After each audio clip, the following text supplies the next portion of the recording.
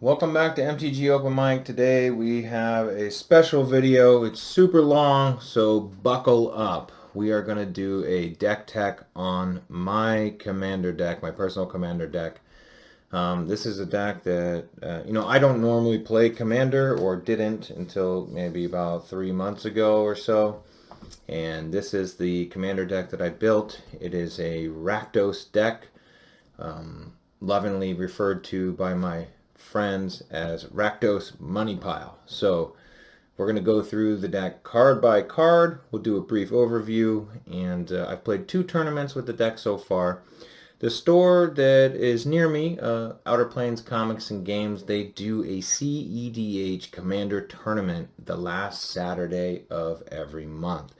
And it's a special tournament, and we get a bunch of players that come from, all over and compete in high-level commander play. So for me, being a competitive player, this was what got me to start playing commander. And it's been really fun. The rules that we play for this specific tournament, the store rules are, we play the multiplayer ban list, but it is 1v1 best out of 3. So we start at 40 life, and we play with the multiplayer ban list, and that's that. So the deck that I have built for the tournament was Tevesh and Vial Smasher. And the first tournament that I brought it to, I won the whole thing. So this last Saturday I went back to defend my title. And so the first tournament had 31 players. So we played 5 rounds of regulation. Then we cut to a top 8 and played 3 rounds of single elimination. So I think I ended up 7-1 after that. So was it 4? Yeah, 4-1 after regulation, and then 3-0 the top 8. And then this last tournament that we played on Saturday had 47 players. So it was 6 rounds of regulation plus a 3-round top 8.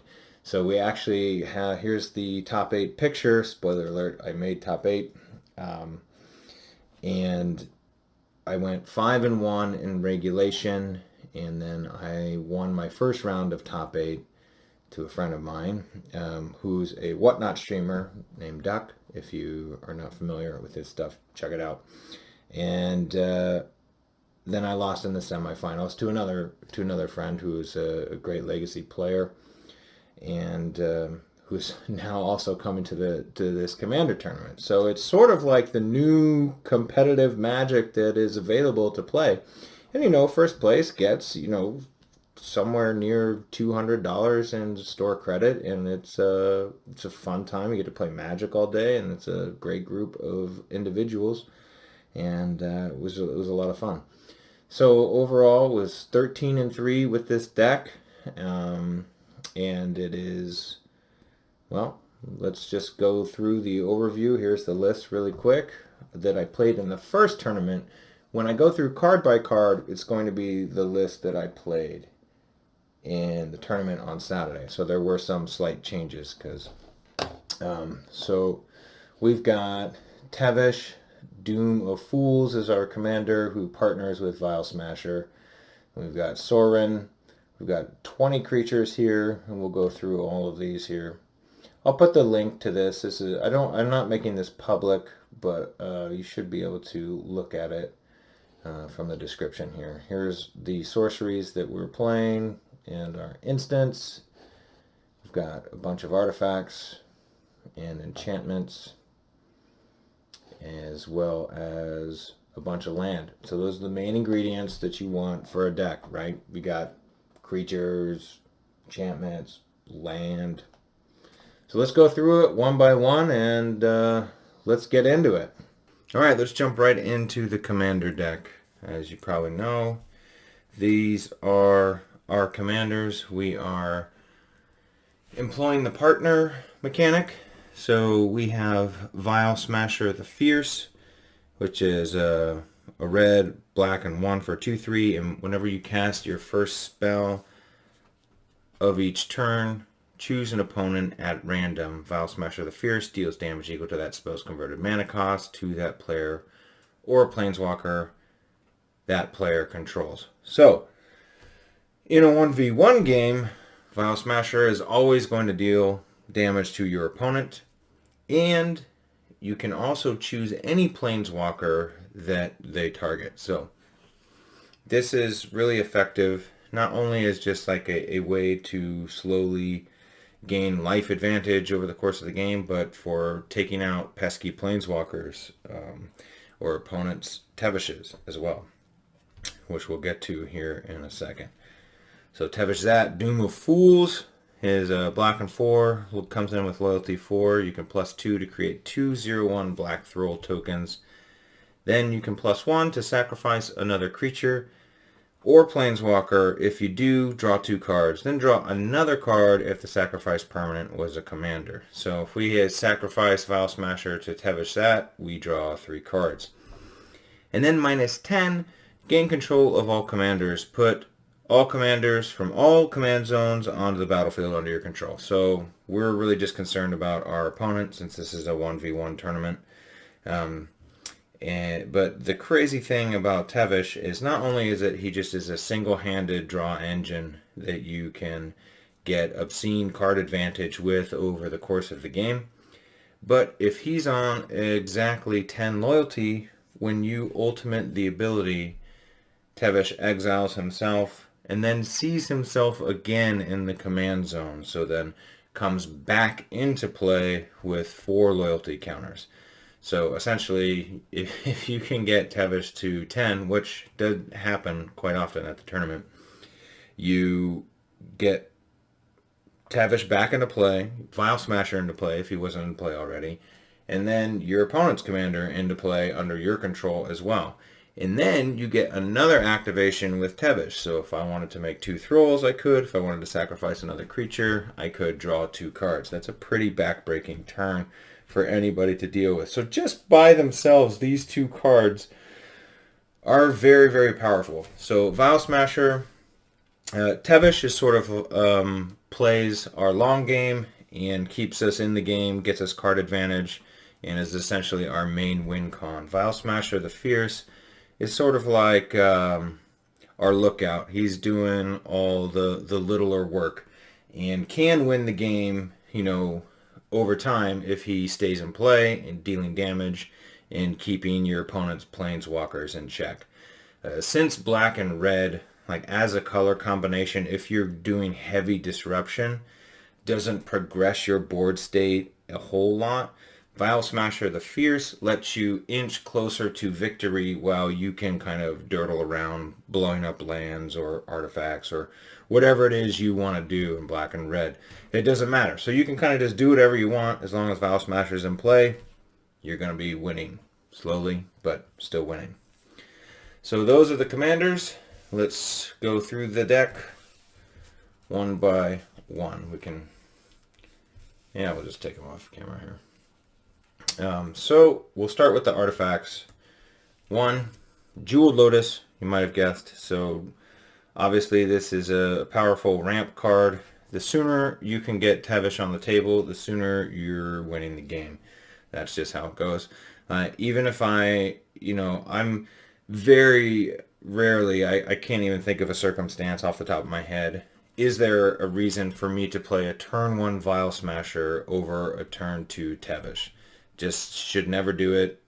I'm open to counterexamples, but going to be tough to convince me there. So obvious piece of ramp here that we want in the deck. Just go ahead and grab a Mana Crypt. You're going to want a Mana Crypt for this deck, obviously. Another fast mana, take 0. You can tap it to add 2 colorless mana to your mana pool. You take 3 during your upkeep if you lose a coin flip. So this, again, our main strategy is get Tevesh into play as quickly as possible. Mana Crypt is going to help us do that. Obviously, it's going to help with a lot of other things as well. And then Sol Ring, same thing. Cost 1, tap, add 2 colorless to your mana pool. These are all super important to be explosive out of the gate and to compete with all the other explosive decks you're going to face in a CEDH tournament. Same thing here with a Mana Vault. 1 tap, add 3 colorless to your mana pool. So really, like, getting a turn 2 Tevesh, if we can, is going to be great.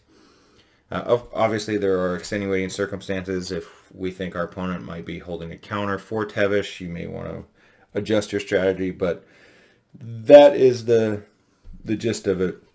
Sensei's Divining Top. So black and red has a little bit of trouble with card selection, and Sensei's Divining Top is a very good way for you to rearrange and the top of your deck and kind of get some selection in the cards that you're going to draw.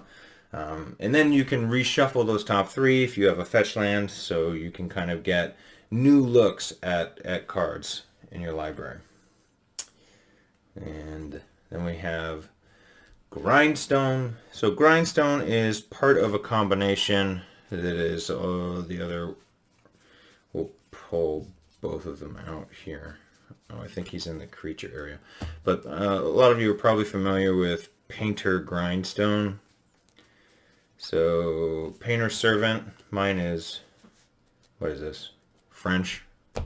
So essentially when Painter Servant comes into play, you choose a color and all permanents become that color, lands and non-lands. So everything in your hand, all the lands you control, every card in your deck becomes the color you choose when Painter Servant comes into play. So Grindstone reads, tap, put the top 2 cards of target player's library into that player's graveyard. If both cards share at least one color, repeat this process. So if you have both of these out, there is a good probability that you can win the game by just tapping Grindstone and having them repeat this process through their whole deck, unless they have a shuffle effect. So this is not a for sure win, but it has won me some games, and there is some other utility aside from these two, which we'll get into now. So Grindstone, being able to take the top 2 cards of target player's library and put them into their graveyard is also pretty useful because almost every deck in CEDH is running the 1 mana tutors that put a card to the top of their library, like Vampiric Tutor, Enlightened Tutor, Wordly Tutor. I don't know, there's probably some other ones that I'm missing.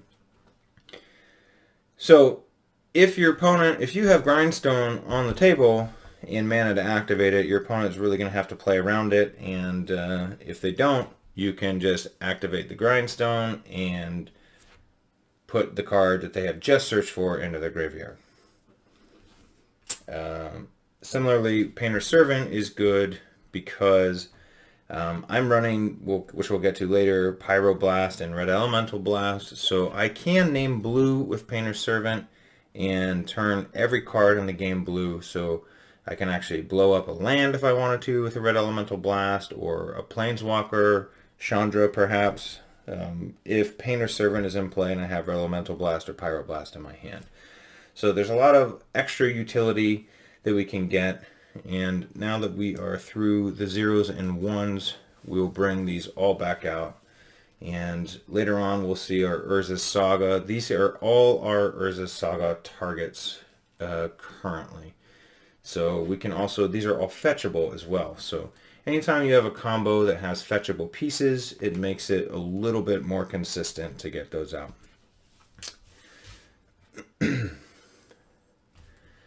Then we have a Liquimetal Torque, which is a colorless mana rock, so 2 tap, add a colorless, and then you can tap it to make a target non-land permanent an artifact until end of turn, in addition to its other types.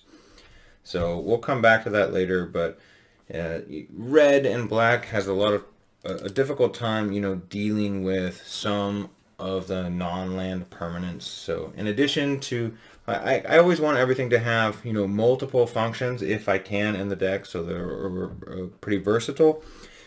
So this does ramp us a little bit. It does take 2, but it can also turn Planeswalkers into artifacts. It can turn enchantments into artifacts. It can turn, any non-land permanent into an artifact. And that way it makes it a lot easier for red to deal with, because I have a lot of artifact destruction in the deck. So And there's also another combo, we'll bring that back for later. Altar of Baal. So this was one that I tried out for this tournament. And it's a artifact. You can send it on an adventure to make a 4/1. And then you can pay 3, tap it to exile a creature you control to return target creature card from your graveyard to the battlefield. You can only do it as a sorcery, but the key for me with this card is that you exile any creature you control, which means it can be a token or a non-token creature. So a lot of these effects say non-token creatures, and since we're making a bunch of tokens with Tevesh, Altar of Baal, it ended up being a little slow, and I don't know if I'm going to keep it in there, but it's worth testing, and I may run it one more time. But, you know, because I do have a lot of creatures in the deck that have comes into play, abilities, or enter ETB. I don't know what the kids say these days. So we are going to set that over there. And then we have some more Mana Ramp, Arcane Signet, and a Talisman of Indulgence. And I'm not using any of the ones that actually make me pay a mana to get a mana, because that is a slight edge and it can come into play if you have a land that doesn't produce mana, and I don't know, it can create awkward situations down the road in the game. But these are the two that I'm using. Then we have Scroll Rack, and this is also card selection. So you can exile any number of cards from your hand, put that many cards from the top of your library into your hand. Then, after you've looked at the cards on the top of your library and put them into your hand, you can reorder the cards you just set aside. So it's a good way to get out of some sticky situations, you know, or if you're digging for a land and if you don't like the other cards. So you kind of want to save fetch lands, you know, if you do have a scroll rack, so you can reshuffle your library and get a fresh look at a new batch of cards if you don't like the ones that you have. Then we have a Powder Keg. Powder Keg is at the beginning of your upkeep. You can put a fuse counter on Powder Keg, and then you tap Sacrifice Powder Keg to destroy each artifact and creature with the number artifact creature with converted mana cost equal to the number of fuse counters on Powder Keg. So it's very similar effect to Ratchet Bomb. I'm playing this over Ratchet Bomb because, like, one of the main things that I'd be wanting to kill is, you know, well, there's a lot of things that you'd want to kill. But what I like about this is that if you have something on the table that is preventing artifacts from being used, this is not an activated ability, it is a triggered ability, so you can decide to put the counter on regardless of whether or not you're able to use the ability. So if they have something that takes 4 that you're trying to get rid of, but they have a Collector Oof on the board or something like that, during your upkeep you can still put a counter on this and then just have it sit at 4 until you can find an answer for the Collector Oof, and then you can go ahead and use that Powder Keg. Go ahead and use that Powder Keg. Whereas Ratchet Bomb, you actually have to tap it to put a counter on it. So there are some advantages and disadvantages to each, but that's why I'm playing Powder Keg over Ratchet Bomb in this deck specifically. Then we have Crucible of Worlds. Sometimes this card can just win you the game by itself if you have a Wasteland and Strip Mine going along with it, because you could play land cards from your graveyard, so it's going to give you long-term card advantage, and this deck is all just about gaining incremental advantage over a long period of time. It can win with, you know, like the Painter's Servant, Grindstone, or the combo we're going to look at here in just one second, but this is just one more way to gain that incremental advantage where you get to play lands from your graveyard in addition to having the cards in your hand. And if you have lands that have powerful effects, more power to you, literally. And then we have one of my favorite all-time cards, Helm of Obedience, which just feel like it's a misplay if you build a deck and it doesn't have Helm of Obedience in it, along with a Leyline of the Void. So we'll look at Leyline of the Void a little bit later, but that's another combo. Most of you, if any of you know me, then you know exactly what that does. But essentially, Leyline in the Void exiles your graveyard. Helm of Obedience makes your opponent put cards into their graveyard until you reach X value. So if you're exiling cards rather than putting them in your graveyard, even if X is just one, your opponent's never going to put just one card in their graveyard, because instead of being put into the graveyard, it's exiled. So just by paying 1 and tapping the Helm of Obedience, you can exile their entire library if you have a Leyline of the Void or Dothi Voidwalker in play. Anything that exiles graveyards as a replacement effect. Then these are the cards we talked about earlier, our Pyroblast and our Red Elemental Blast.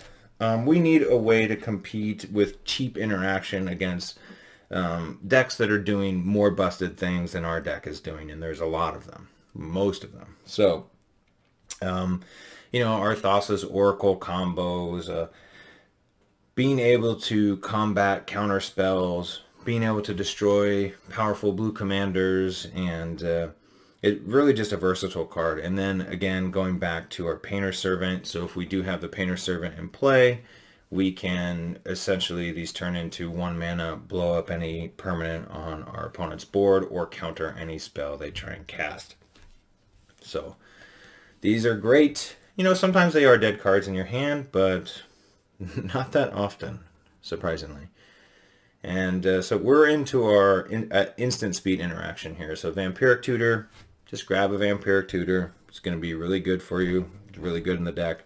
You get any card you want at instant speed, then put it on the top of your library. So this gets me out of a lot of jams. And how do you play it? What is it for? It's for getting the card you need at the time that you need it. That's, I guess I could say, if you have Sensei's Divining Top in play, then you can actually just use it as a 1 mana Demonic Tutor at instant speed, because you can tap the top and draw the card after it's put on top of your library, replacing that card with Sensei's Divining Top. So that's one way you can get it, but any other way that you can draw a card at instant speed, which black and red don't have a lot of.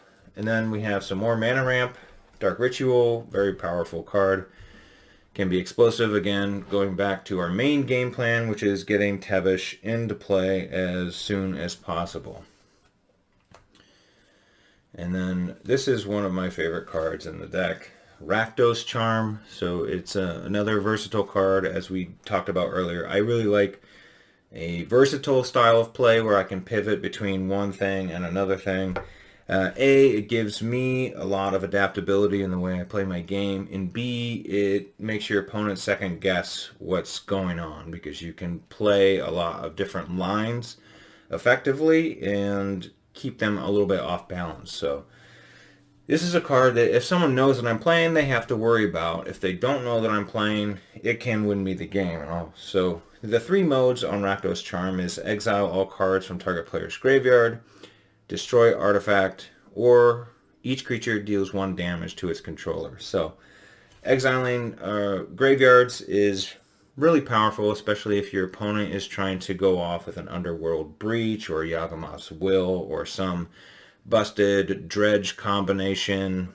So just having ways to interact with your opponent's graveyard at instant speed in a CEDH deck is important.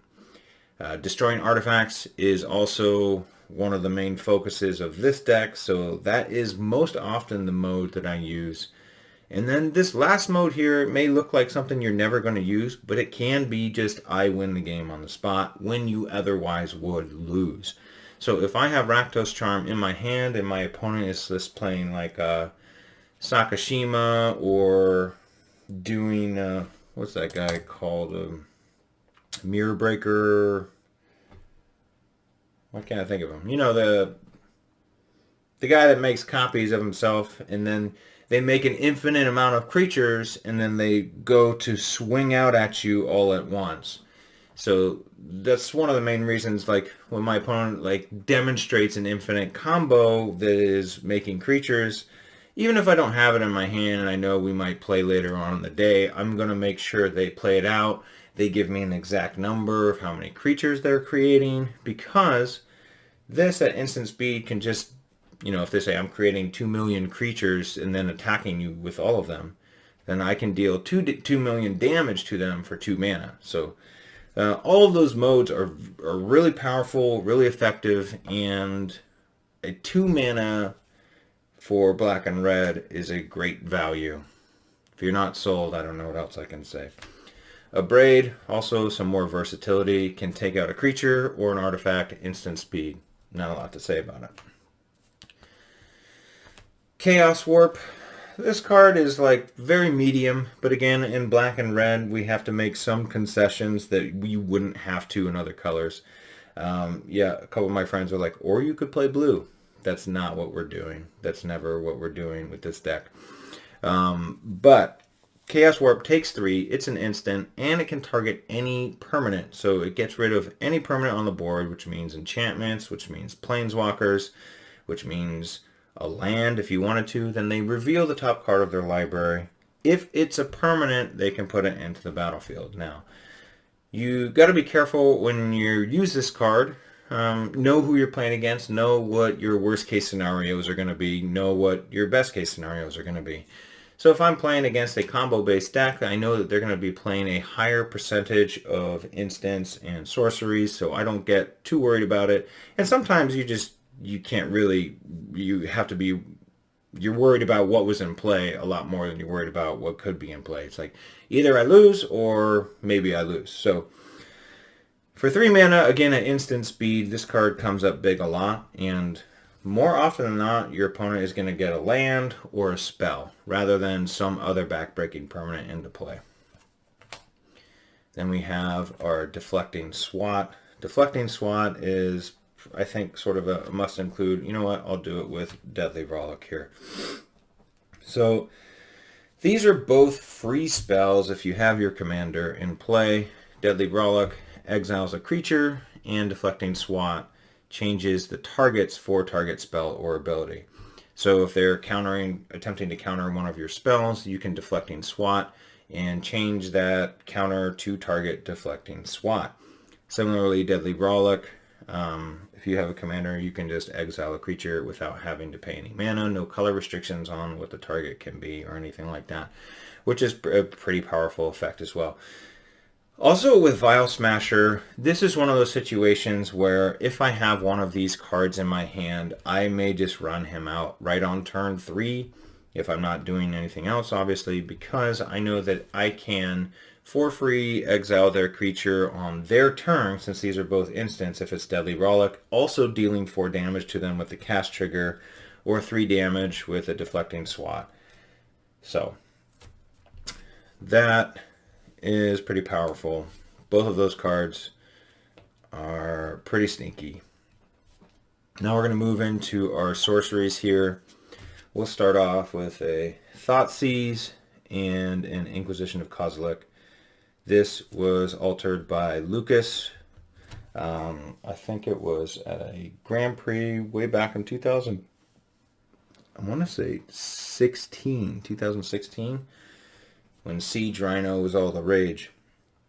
But these two are essentially fulfilling the same role. It's very cheap interaction that can stop our opponent when they, we want this in our opening hand, essentially. So we want to pick out their fast mana, we want to pick out their combo pieces, we want to slow them down and debilitate them. Get information also, because even if we aren't able to take every card that we want, because we can only choose one, we know better how to sculpt our gameplay because we've seen their hand. So that's why those are in there. Hymn to Turok, I will give an honorable mention, but it is not in this deck because it doesn't let you see the hand. And we do have a couple other discard effects in the deck. And once you get to, there is a critical mass of discard spells that decrease the value of each spell overall. Because discard spells are only good when your opponent has cards in their hand. Anyway, looks like we got 3 cards out here. Let's do this one first. Gamble. Another tutor. Search your library for a card, then put a card into your hand and discard a card at random. Shuffle your library afterwards. So this is a 1 mana demonic tutor, but there's a chance you're going to have to discard it. So with Tevesh, we most often have a pretty full hand. So this can be a pretty good toolbox. There are also a lot of cards that we have that have effects from the graveyard or we want in our graveyard to bring back later on. So, you know, it's not as good as Vampiric Tutor, but it's up there. Then we have Shattering Spree. So this just destroys target artifact for 1 mountain. And it has an ability called Replicate. So if you pay an additional mountain, each time you pay an additional mountain, you copy the spell for every time we pay the Replicate cost. And you can choose new targets for the copies. This is important for a few reasons, and I am playing it over Vandal Blast, not in addition to Vandal Blast. And the reason I'm playing this over Vandal Blast is because for artifacts, Vandal Blast, if you don't know, is a sorcery, destroy target artifact for 1, or has overload, so for 5 you can destroy all of your opponent's artifacts. So in a 1v1 game, this is almost always going to be more efficient, where you can get 2 to 3 artifacts for 2 to 3 mana versus however many artifacts they have for 5 mana, which is very rarely going to be more than 3. So 3 artifacts for 3 mana versus 3 artifacts for 5 mana is a higher rate of efficiency, so that's why I'm playing Shattering Spree over Vandal Blast. In addition to that, each time you replicate this, it makes a copy of that spell. So I do have to choose the targets for each copy, which means that unless they cast Flusterstorm, which is going to affect... No, it's still only effective. So they actually have to counter each mode of the copy. Each copy of the spell. So if they Force of Will one of my copies, I'm still going to resolve 2 destroy artifact effects. But with Vandal Blast, if they Force of Will Vandal Blast on an overload, I'm going to destroy 0 artifacts. And we don't want that to happen. Yes, they'll get to choose which one they get to keep, which will be their best artifact, but still you want to eke out value wherever you can. And we have Faithless Looting. This is just a little more card selection. I do have some things that, you know, depending on who I'm facing, depending on what the game state is, there are cards that sometimes I just don't want in my hand or that I do want in my graveyard. For instance, you know, my Pyroblast sometimes could go in my graveyard, or we do have a Reanimate as well, so ditching a creature with a powerful comes into play ability early on is also good. So Reanimate also works with our Thoughtseize and Inquisition. So if they have a backbreaking creature in their hand that's, you know, very close or on par with the next best card in their hand, and I have a Reanimate in my hand, I may choose that card and then target it with the Reanimate to get it into play under my control. And of course, Demonic Tutor, you're gonna want a Demonic Tutor if you're building this deck. You get any card you want. That's it. And then we have Feed the Swarm, another, you know, card that is a minor concession for playing black and red, like a boss. And Feed the Swarm takes 1 swamp and 1 other, destroy target creature enchantment and opponent controls. I lose life equal to that permanent's converted mana cost. So this is just straight up a way that I can deal with an enchantment without having to turn it into an artifact, without having to change its color or anything like that. I can straight up blow it up. So now we have Toxic Deluge, and this card is just a straight up all-star. For 3 mana, you can pay X life. All creatures get -X/-X. And that's an incredibly powerful effect. 3 mana versus a 4 mana sweeper is a huge difference in CEDH. Also, it doesn't destroy, so it just has a lot of versatility where you can get rid of otherwise difficult to get rid of creatures, like Thrun the Last Troll, for instance. And we have Jessica's Will. This is again a little versatility. This slot used to be a Necropotence, and I replaced it with Jessica's Will, Necropotence felt like I never really needed it. Or if I did need it, it was too late. If that makes any sense. This gives you the cards the turn you cast the spell versus being able to play cards that you draw later. Like Necropotence is super good early on in the game. It's also a little bit difficult for my deck to cast at triple black. But Jessica's Will adds a bunch of red mana, and you can exile the top 3 cards of your library. If you have your commander out, you can choose both modes, which can be backbreaking early game for your opponent. Damnation kills everything. Real good. Finale of Eternity. Again, this is sort of acting like a 3 mana sweeper. So really why I'm running this card, well, there's really 2 reasons why I'm running this card. A, it has X in the casting cost, and anytime you're playing with Vial Smasher, cards with X in the casting cost are essentially fireballs that trigger on cast. So if I do have a lot of mana available to me and Smasher is on the board, this can deal, you know, over 10, 15 damage sometimes, as well as the finale effect of getting all creatures, you know, from my graveyard to the battlefield. But the main reason why it's in here is because for 3 mana only, I can destroy 3 creatures that have toughness 1 or less. So a lot of the decks that are trying to ramp out really fast with Landwar Elves or Landwar Elves, Finhorn Elf, Elfie Elf, and you know, those types of creatures. For 3 mana, you can really sometimes just get a 3-for-1, even if I'm just getting 2 for 3 mana is also quite good. Or, you know, destroying 3 creatures with toughness 2 or less for 4 mana. All of that is almost very often going to be equivalent to what Damnation is doing. Like, there's very few times where you're getting rid of more than 3 creatures with a Damnation, except for they're killing your creatures. So it does target, so you can't kill things with hexproof and like that, but I do think it's been very effective for me. Similarly, Mind Twist needs no introduction, but another X cost card. So, you know, in the finals of the first Commander tournament that I played with this deck, I was able to Mind Twist my opponent for 6 with Vial Smasher on the board. So they took 7 damage and discarded their hand. From then on, it was, you know, pretty much a foregone conclusion. This card is incredibly powerful.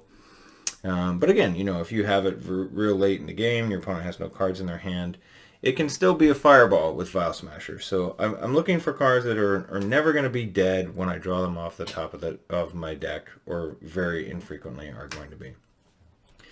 Now we get into the good stuff. These are our creatures. Ragavan, everybody's favorite monkey pirate.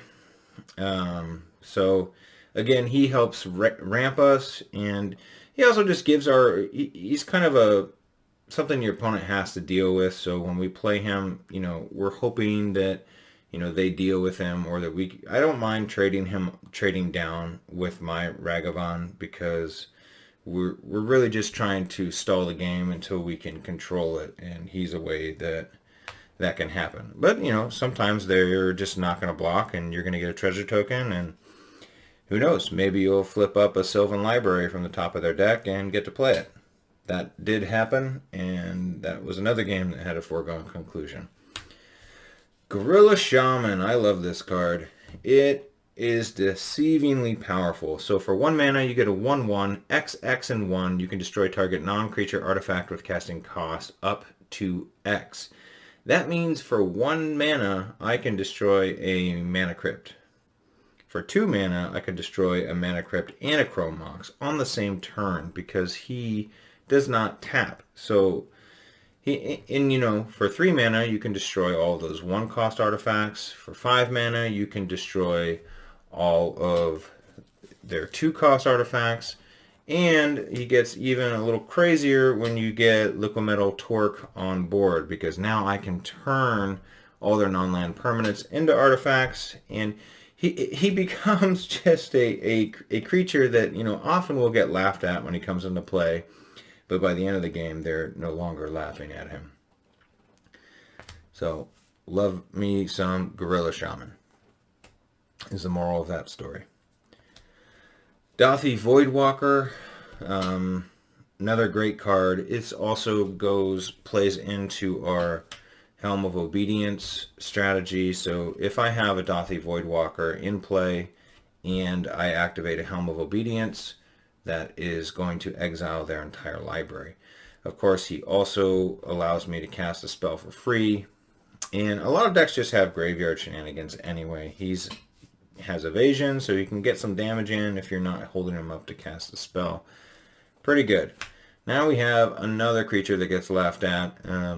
Laughed at outside of the game. Inside the game, people look extremely worried when he hits the table. Dwarven Miner. For 2 mana, you have a 1/2, and just a 3 and tap, you can destroy target non-basic land. So this is repeatable land destruction.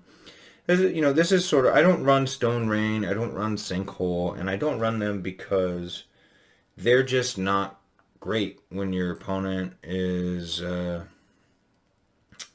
a bunch of land already.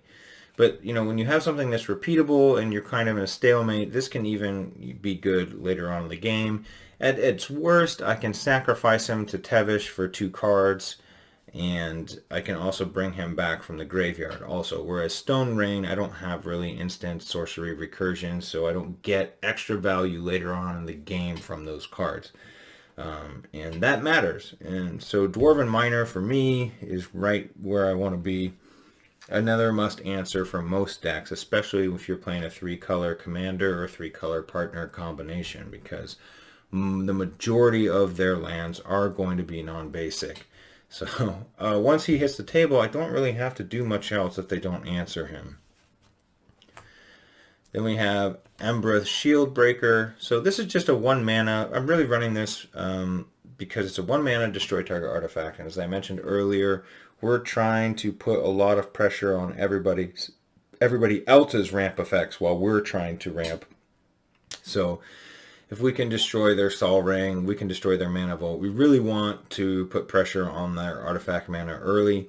And then he does go on an adventure. So later on, he can come back as a 2/1. I can get 2 cards from him, from Tevesh. So, for 3 mana, this can destroy an artifact and draw me 2 cards, essentially. And I like that about the Shieldbreaker rather than, some other destroy artifact effect that's an instant speed. The 1 mana is important to me. Then we have Goblin Engineer. You'll notice that a lot of my creatures will have comes into play abilities. This is one of them. When he enters the battlefield, I search my library for an artifact card and put it into my graveyard, then shuffle my library. So then you can also pay Mountain Tap him to sacrifice an artifact to return an artifact with converted mana cost 3 or less from your graveyard to the battlefield. So most commonly, this guy is used for filling out your Painter Grindstone combo. So if you have a Grindstone in your hand, you go search up your Painter Servant to the graveyard. You can sacrifice a Sol Ring to bring him back to play and activate him. But he also can find, actually probably should have put this in with the artifacts, but it's an artifact creature. I am running a Triplicate Titan specifically for this sort of shenanigans, where I can play Goblin Engineer, put Triplicate Titan into my graveyard, and then if I have Animate Dead or my Reanimate, I can bring him back. I also have someone of the third path or something that can make a token of a creature that comes into play. So being able to put this guy in my graveyard is quite good, because the artifact you put in your graveyard doesn't have any casting cost restrictions on it, only to bring it back to play.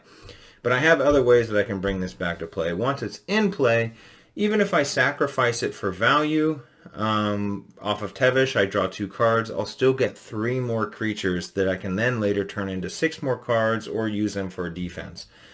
Sometimes he's just good enough by himself as a 9/9 Flying Vigilance Trample, which is why I'm using this over the, there's a similar card that does not have flying, trample, or vigilance, is a 9/9, and has Encore. So you can activate an ability from the graveyard, but I don't remember what it's called. But I'm not using it, so it doesn't matter. So that's Goblin Engineer. Of course, he can also get, if we're starved for mana, sometimes I might sacrifice a scroll rack to get a mana crypt or a Sol Ring. So he can kind of give you some little wiggle room on those games that aren't going as smooth as you'd like them to. Next we have Goblin Tinkerer, another card that people will laugh at until he wrecks them. So a 1/2 for 2, tap in a mountain to destroy target artifact. That artifact deals an amount of damage equal to its casting cost to Goblin Tinkerer. That means he can repeatedly destroy 0-cost artifacts and 1-cost artifacts, which are most of the artifacts that we care about. So in the tournament, I believe it was either in round 6 or round 5, it was round 5. I was able to destroy a Chrome Mox that was giving my opponent mana off even through a Blood Moon effect. And then the following turn, I was able to destroy a Null Rod that was keeping my artifact mana from being used.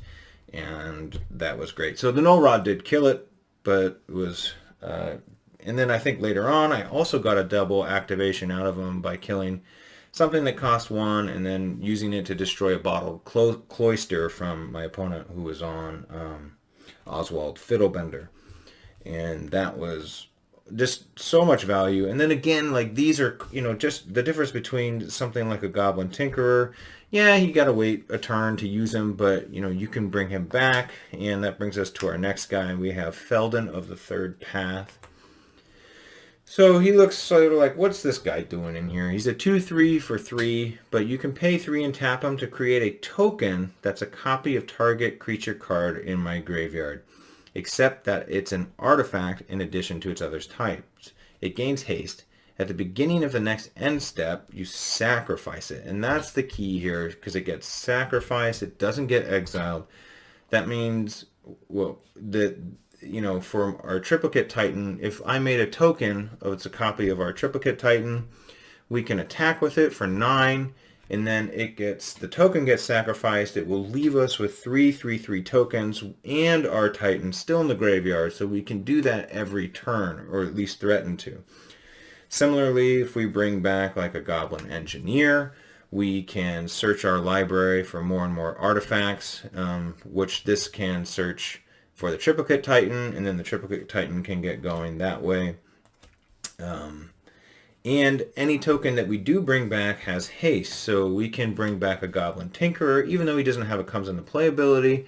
If we have 4 mana available, we can destroy an artifact that we want. And then we start getting into these compound combinations where if we had the Liquid Metal Torque, we can do Felden, get the Goblin Tinkerer, turn any non-land permanent into an artifact, and destroy it with the Tinkerer. So you start getting these, all of these micro interactions that start working together can be pretty brutal for your opponent, is what I mean.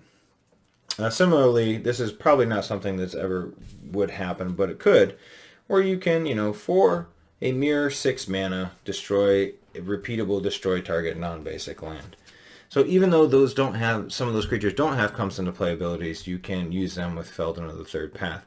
Similarly, at the beginning of my opponent's upkeep step, if I have Magus of the Moon, which is the next creature we'll talk about, we can use Felden to bring him in at the beginning of their turn, turning all their non-basics into mountains, and then having him be sacrificed. So during my turn, I have all of my lands the way that God intended. So then we have Opposition Agent. This card is a must include. A 3/2 with flash, and you control your opponents while they're searching their libraries. So that's an extremely powerful effect, and it has flash. So I don't think there's really anything else to say about that. But if your opponent's fetching a land, you flash this guy in. If they cast a Vampiric Tutor, flash them in, and you get to search for that card and play it for yourself. Here's just kind of a fun card that I like. Spinal Villain, which is a 1/2 for 3, just tap, destroy target blue creature. Again, if you have your Painter Servant in play, naming blue, Spinal Villain can then tap to destroy any creature.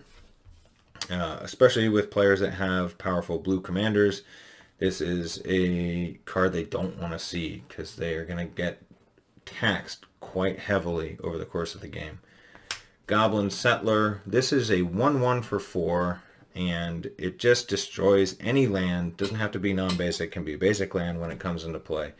So again, with Felden of the Third Path, Reanimate, Animate Dead, this guy is recurable land destruction that can lock your opponent out of the game. And we'll see some other examples of how we do that later on. And he's perfect, you know, for sacrificing. It's the other thing where if we do Felden, we bring Goblin Settler into play. He destroys a land. We can sacrifice him to Tevesh to draw 2 cards. And then he goes back to the graveyard to where we can do it all again the following turn.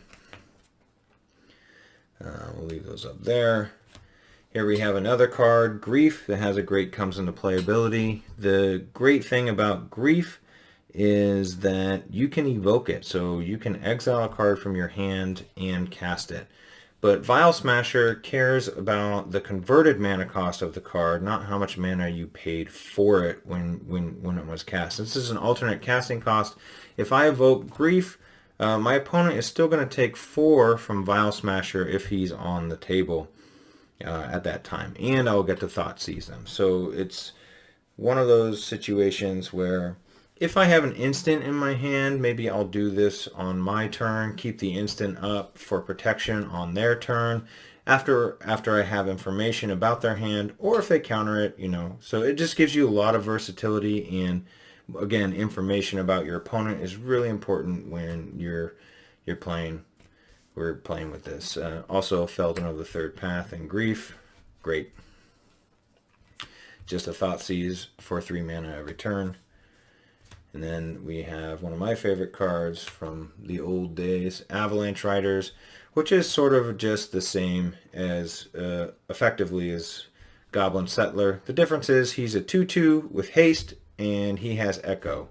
This Echo is almost never getting paid. If it is getting paid, it means something is not going well on my game.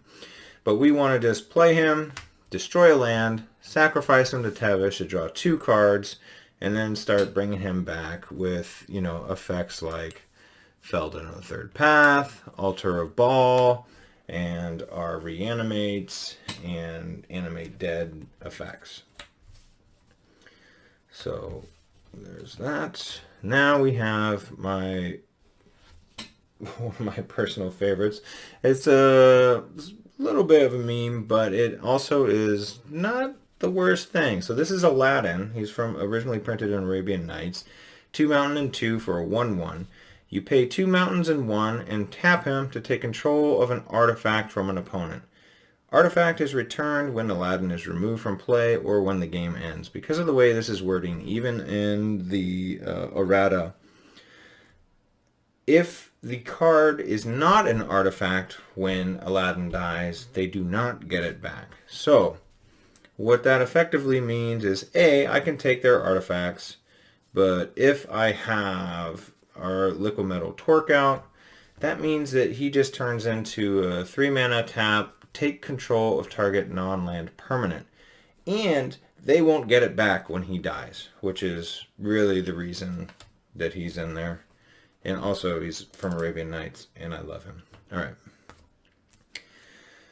Next, we have Fury. This card is an all-star. Again, when we're talking about elfy elves and annoying, you know, creatures, this often is, even if you evoke him, you sometimes are going to get a 2 for 3, so you would be spending 2 of your cards to get rid of 3 of your opponents, which is a win. And then when you start bringing him back, or, you know, if you do hard cast him, sometimes I'll even sacrifice him to Tevesh.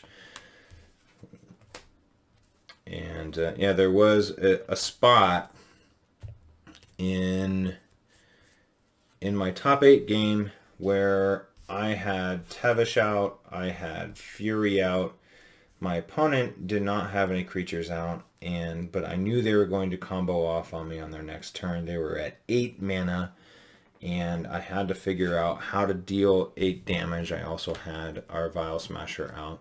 I had to figure out how to deal 8 damage, so what I ended up doing was evoking a Shriek Maw, targeting my own Fury since it needs a legal target, thus triggering Vial Smasher for 5 damage to take my opponent to 3. And then I had a Deadly Rollick, which I could cast for free, which would trigger 4 more damage on their upkeep on cast. So even if they kill the Vial Smasher in response or counter the spell, it wasn't going to matter. So that ended up being the way that I won the top 8 match. I actually didn't need to cast the Deadly Rollick because they were at 3 and they lost to their Mana Vault. But I had it, just in case. So again, these are more powerful comes into play abilities that we can recur through our various ways and evoke for alternate casting costs that are cheap, that are still going to deal a lot of damage with Vial Smasher. Then we have Junji. This doesn't have a comes into play ability, but it does have a when it goes to the graveyard ability, and that's pretty important too. So when we're sacrificing him with Tevesh, target opponent has to discard 2 cards and loses 2 life, or you can put any non-dragon creature from a graveyard onto the battlefield under our control, which also ties back into our other graveyard shenanigans where we're getting Goblin Settlers, we're getting Furies, we're getting Griefs, we're getting Avalanche Riders, we're getting things that are going to disrupt our opponent, even a Goblin Tinkerer. And it's important to note, we can also take busted creatures that are in their graveyard as long as they aren't a dragon as well. So I only am currently running 1 Planeswalker in the deck, and it is Sorin the Mirthless. This guy is deceivingly good. So he comes in with 4 loyalty, and then you +1 to look at the top card of your library. You may reveal it and put it into your hand. If you do, you lose life equal to its mana value. So when you start at 40 life, this is essentially +1, draw a card. It's also a way for the deck to gain some life if I need to, or if I'm trying to close out a game fast, I can just start making 2/3 flying with lifelinks. And I have won a match by getting my opponent to exactly 13 and using the ultimate ability on Sorin to gain 13 life. So just being able to start those card advantage engines early. So if we have Tevesh and Sorin in play, it's going to be really difficult for our opponent to outrun us when we're drawing 3 to 4 extra cards a turn.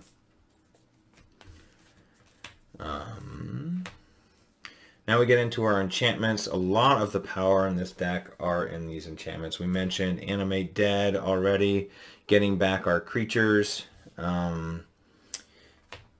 for their comes into play abilities.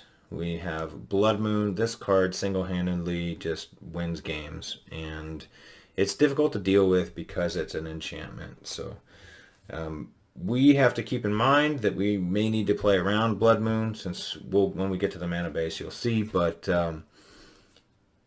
very worth it, must include. Hitsegu Consumes All. This card does exactly what we want it to do. Does several things we want it to do.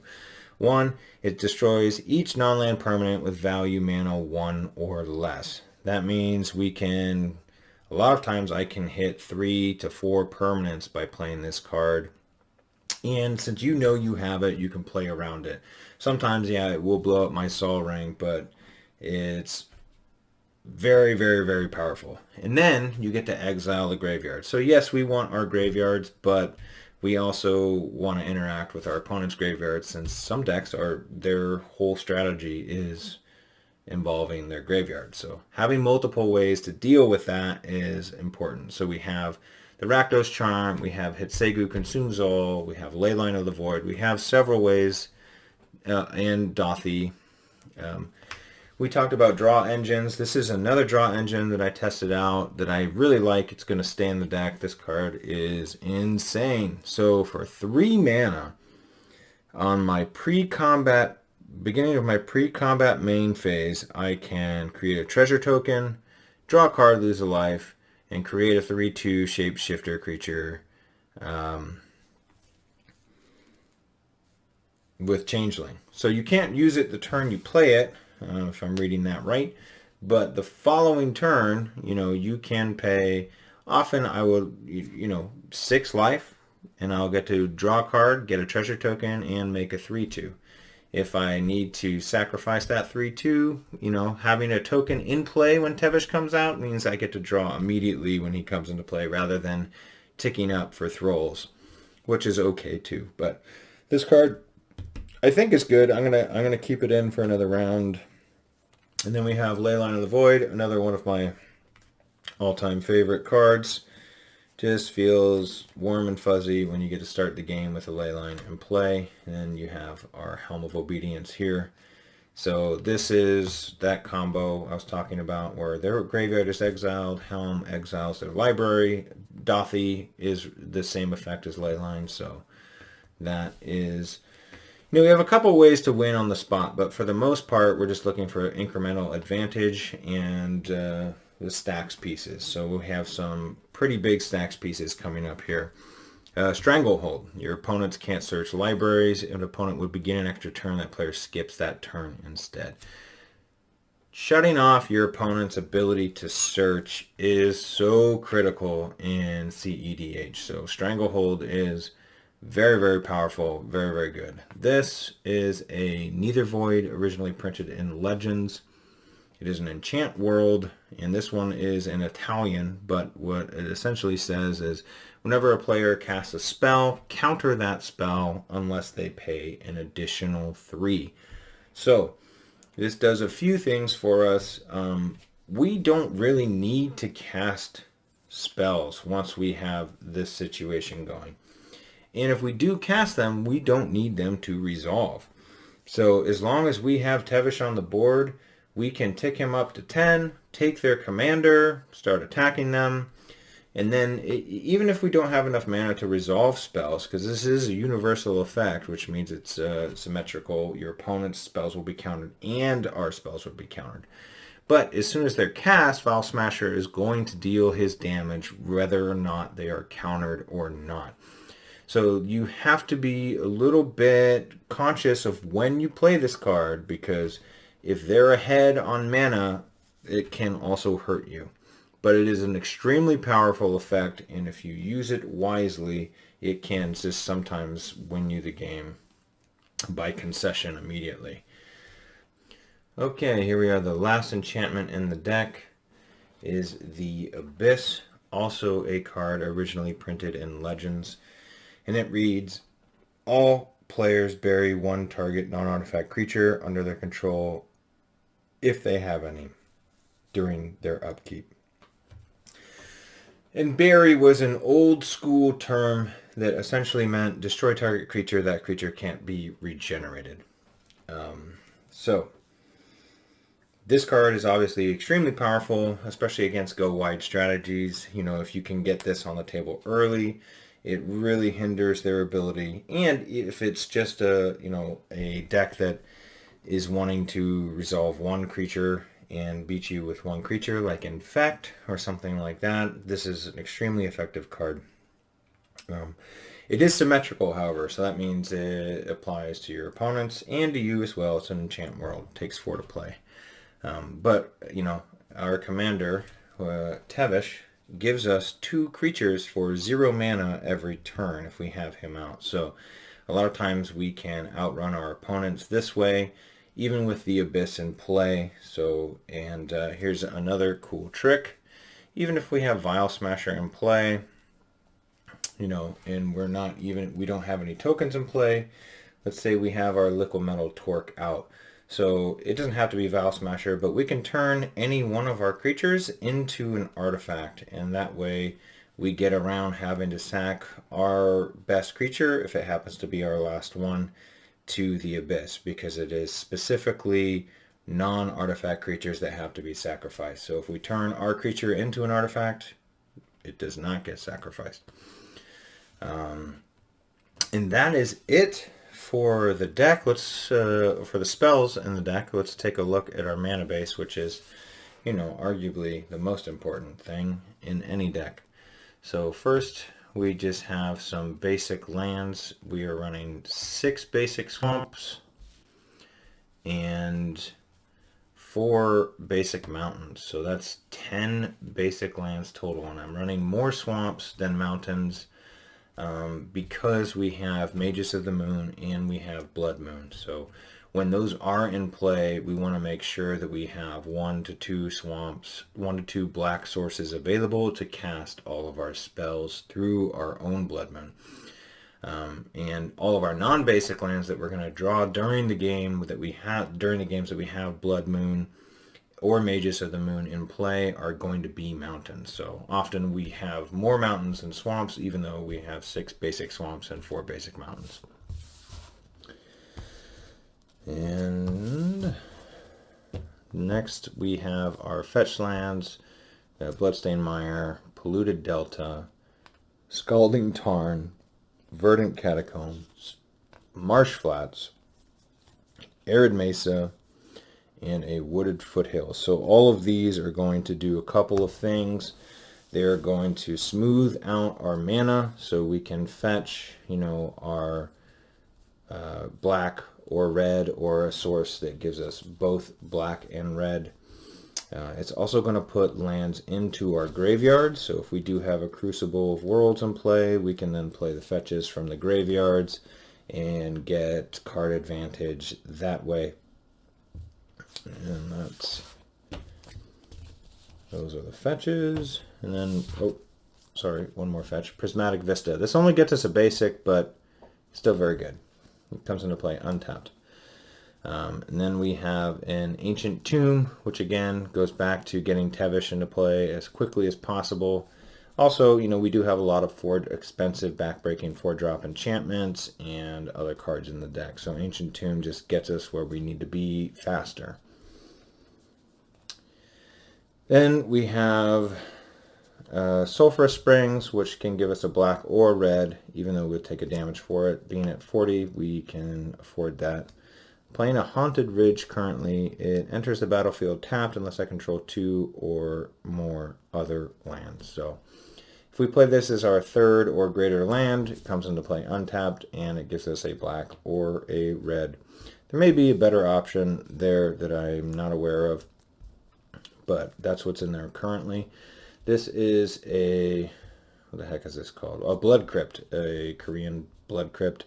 So it's a shock land. You can pay 2 life, comes into play untapped, gives us a black or a red. The important thing about the shock land is that you can fetch it with either something that fetches a mountain or a swamp. So then we have our Blightstep Pathway, which, you know, we can get also a black or red depending what we need from that in that particular situation. And then we have our Badlands, which is our dual land, which is straight black or red, which we can also use as a fetch land, or fetch with a fetch land rather. Command Tower, effectively a dual, another Badlands that you cannot fetch for, but still very good. And now we have, you know, all of my utility lands in the deck. We have Urborg, which, since I do have, which you'll see coming up here shortly, a lot of lands that do not produce colored mana, this is a way to help smooth out and give us some more black sources if we don't have Blood Moon. It's possible we don't need that, but currently it's in there. And then we have Wasteland, which you tap to destroy non-basic land, as well as a Strip Mine, which you can destroy any land. They both also tap for colorless mana. So again, with Crucible of Worlds, when you can play lands from your graveyards, if you get that with a Strip Mine, that's pretty much good game, because you can just destroy their land every turn, replay the Strip Mine from your graveyard until they have no land, then you can start playing out your other cards. And then this is a Tabernacle of Pendrell Vale. This is also an Italian card, but essentially this gives every single creature in play a upkeep of 1. So it's just sort of a way to slow down your opponents that are trying to get out in front of you before I can sweep them. And then for the most part, I can manipulate this to my advantage with Tevesh. Even though we are making a bunch of tokens, we really only need one to sacrifice to draw 2 cards. And if they're having to pay mana to keep creatures as threats, you know, especially against decks like Winona or other go wide strategies, it can get really taxing for them. We don't really have a way to search it up. I'm not running Expedition Map, but still in the deck, and it's a beautiful card. And Urza's Saga that we mentioned earlier, we already took a look at the Urza's Saga search targets. Great card. It can also make tokens that we can sacrifice to Tevesh if we need to.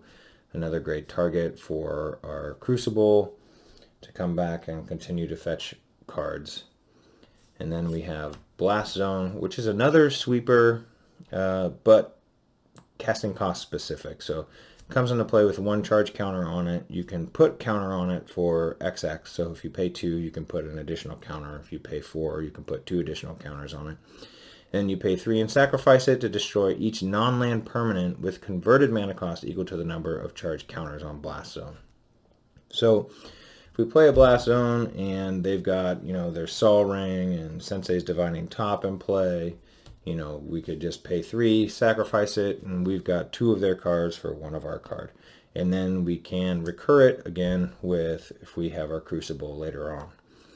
And then we have Takanumu, Abandoned Mire. So this is more recursion. This doesn't bring it back into play, but we can get, if we are heavy on land or we're trying to get something back from our graveyard and we have enough land, this is just a versatile card where we can even get our Sorin back with this. So this is just some more utility in the deck.